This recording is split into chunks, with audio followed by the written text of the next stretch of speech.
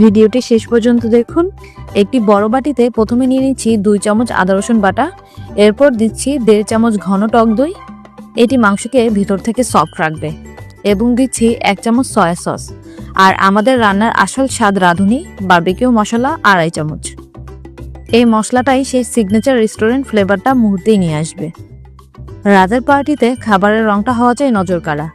আমি দিচ্ছি 1.5 চামচ লাল মরিচের গুঁড়ো, আর সেই চমৎকার লাল রঙের জন্য ব্যবহার করেছি 1 চামচ কাশ্মীরি মির্চ পাউডার।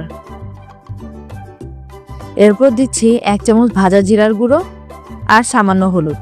স্বাদের ব্যালেন্স ঠিক রাখতে দিচ্ছি 1/2 চামচ চিনি আর পরিমাণ মতো লবণ। এই শীতে বাইরের ঠান্ডায় এই মশলাদার বারবিকিউ জাস্ট জমে যাবে। ফ্লেভারটা আরও গাঢ় করতে দিচ্ছি 3 চামচ বারবিকিউ সস আর 2 চামচ টমেটো সস।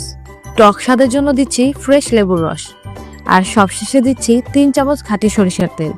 সরিষার তেল ছাড়া বারবিকিউ সেই আসল ঘ্রাণ পাওয়া কিন্তু অসম্ভব। এবার এই সবগুলোকে খুব সময় নিয়ে মিক্স করে একটা মসৃণ পেস্ট তৈরি করে নিচ্ছি।